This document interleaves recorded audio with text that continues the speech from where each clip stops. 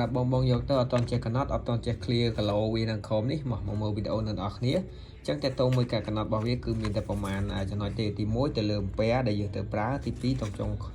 ឡើងទី3តើតោមួយចុងធ្លាក់ទី4តើតោមួយ display របស់វាហើយទី5តើតោមួយគីឡូវ៉ាត់អញ្ចឹងយើងកណត់តែ5ចំណុចហ្នឹងទេដើម្បីឲ្យកណត់បានទី1គឺបងមកដល់គ្នាចុចប៊ូតុងរបស់ Q បាទចឹងខ្ញុំ review ទីអានេះប៊ូតុងដើម្បីចូលកែ setting អានេះប៊ូតុងឡើងឬក៏បិទហើយនេះតង់ធ្លាក់អានេះ set ទៅមួយទៀតតែយើងចង់បិទអីយើងចុចលើនឹងមួយវានឹងបិទហើយនឹងវាស off នៅលើនេះចឹងយើងចុចមួយទៀតដើម្បីបើក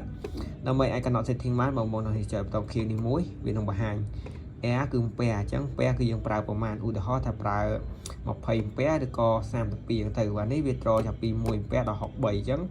យើងតម្លាក់មកឧបមាថាយើងប្រើ32នោះយើងដាក់ត្រឹម32មកយើងចុចរហូតមកយកត្រឹម32អំពែបាទអញ្ចឹងយើងនឹងបានកណត់ត្រឹម32អំពែយើងអូខេនេះ32អំពែខ្ញុំយក32ភ្លើងយើងទិញពីរត់មកបានយើងដាក់ប៉ុណ្ណឹងមកហើយចុចឲ្យប៊ូតុងពណ៌ទៅខូចនេះដើម្បីទៅមុខងារបន្តទៀតនោះបាទអូខេចុចទៅនេះតើតោមួយរយៈពេលដែលវាលើសហើយវាផ្ដាច់អញ្ចឹងខ្ញុំគិតថាទាំង2វិនាទីឬក៏បងមកគិតថាបាន5វិនាទីតែ5វិនាទីក៏អូខេអញ្ចឹងយើងយកទៅ5វិនាទីចុចទៅទី3គឺតើតោមួយតង់ចុងឡើងអញ្ចឹងតង់ចុងឡើងគឺវា set មករងចាក់270ខ្ញុំគិតថាវាខ្ពស់ពេកហើយខ្ញុំយកទៅមក260ទេបាទតើតោមួយតង់ចុងឡើងដើម្បីការពារកុំឲ្យឧបករណ៍របស់យើងឆេះឬក៏255អញ្ចឹងទៅអញ្ចឹងយើងទៅមួយទៀតអានេះតើតោមួយរយៈពេលគឺខ្ញុំឡើងដាក់ធ្វើ5វិនាទីដែរគឺ2វិនាទីគឺវាលឿនពេកអូខេចុចទៅមួយទៀតតើតោមួយតង់ចុងធ្លាក់យើងនៅប្រើនៅនេះគឺវាធ្លាក់ទៀតអញ្ចឹងខ្ញុំគិតថា170នេះវានៅទៅខ្ពស់ខ្ញុំធ្លាក់ធ្វើ160ចុះបាទឬក៏បាទប៉ុណ្ណាចុះ100បាទ160អានេះខ្ញុំពូលនៅភ្លឺបាទក្រុមយ៉ាងនេះពូលឲ្យភ្លឺហើយអញ្ចឹងយើងចុចទៅមួយទៀតអូខេអានេះតើតងជាមួយនឹងរយៈពេលរបស់វាខ្ញុំដាក់5វិនាទីដែរបាទអូខេ5វិនាទីបាទ5វិនាទីចុចទៅមួយទៀតអានេះតើតងមួយ display របស់វាគឺ15វិនាទីដល់ពេលដែលភ្លើងដាច់ហើយភ្លើងមកវិញរយៈពេល15វិនាទីបានវាភ្ជាប់ឲ្យប្រើខ្ញុំគិតថាវាលឿនពេកអញ្ចឹងខ្ញុំដាក់ទៅ20ចុះបាទ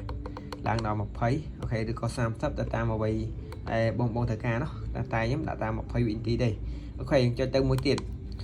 នេះតើតងមួយរយៈពេលហើយបាទនៅពេល air រើហើយវាត្រឡប់មកវិញបាទដូចជាលើអំពែលើអីវាផ្ដាច់ចោល30វិនាទីបានភ្ជាប់ឲ្យធ្វើវិញខ្ញុំគិតថាប៉ុណ្ណឹងក៏អូខេយើងចុចទៅមួយទៀត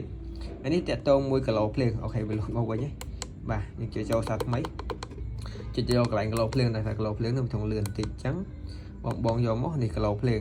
កន្លែងនេះវាលោតថា no ឬក៏ yes នៅពេលដែលបងចង់ clear ណាអានេះគឺវា record គីឡូដែលយើងប្រើអញ្ចឹងវានៅលើនេះគឺវាមានពាក្យថា no អញ្ចឹងយើងអត់រើសយក clear គីឡូវ៉ាត់យើងមក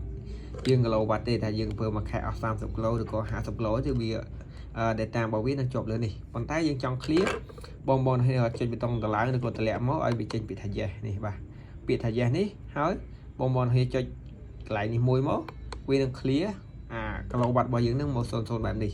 ដើម្បីអាចយើងដឹងថាខែនេះយើងប្រើអស់ប្រមាណហើយខែក្រោយយើងចង់ clear ប្រមាណអីប្រមាណទៀតអញ្ចឹងណាបាទគឺងាយមែនតើសម្រាប់បងដែលយកទៅ test ជាមួយឧបករណ៍ដទៃឬក៏